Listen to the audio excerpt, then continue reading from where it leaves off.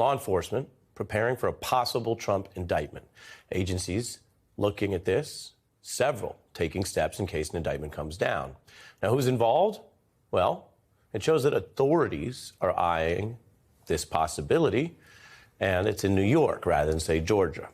The agencies include people and police that protect the New York court buildings, the NYPD, and then this. Look at this. Most interestingly, the U.S. Secret Service is involved in these preparations. They, of course, protect former presidents no matter what's happening, including if there's an arrest, a booking, a charge. So they're discussing these plans. All of this is a response to the reports we've seen, like that New York Times bombshell about a likely indictment. And it's a response to the way Trump's team also has publicly prepared for charges. They're attacking the DA.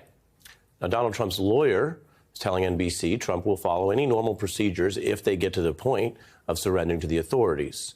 The statement is there will be, quote, no standoff at Mar-a-Lago. But here's what this news means. The U.S. government is preparing for the possibility of the first ever indictment of a former president, a step that wasn't even taken after the accusations that removed Richard Nixon from office. He was saved by a controversial pardon. This news, I want to be clear with you tonight, it does not mean that these agencies I mentioned, including the Secret Service, have some inside track or scoop or leak about what will happen. It looks much more like, well, this is just on the table. And here's the thing. Unlike other countries, the U.S. doesn't have experience with the prospect of trying a former leader. The U.S. doesn't have that experience in government, which may be why some prosecutors have blinked. That's something we've discussed. But the U.S. public doesn't have this experience either. The practice of holding a trial and peacefully respecting its outcome. Now, we've seen other countries, of Peru and Germany, face down these problems. And while no example may be perfect, they have that experience. So tonight you have the authorities bracing for whatever may come. At a time of rising political violence, including that attack on the Democratic speaker's husband. And some of that violence is coming more from right-wing allies of Trump than from the other side. And Trump himself has fanned the flames with attacks on the FBI and law enforcement in other recent probes. So this is the real-world environment. This is part of what's happening tonight.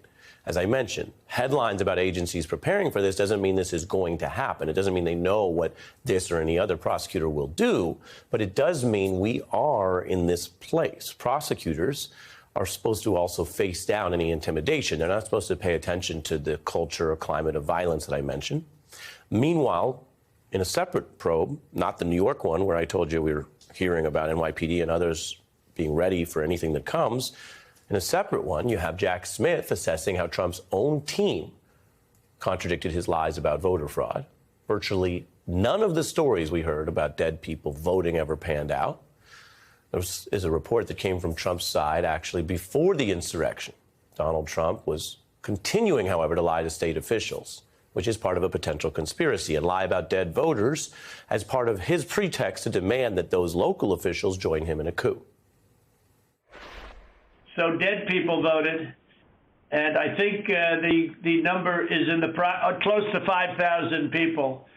And they went to obituaries, they went to all sorts of methods to come up with an accurate number, and a minimum is close to about 5,000 voters. That's false. That call was on tape. Meanwhile, this week, another call exposed with Trump demanding a different Georgia official help overthrow the election. Part of the many strands of a conspiracy that could be chargeable in Georgia, even as authorities prepare for potential charges in a whole different jurisdiction of New York.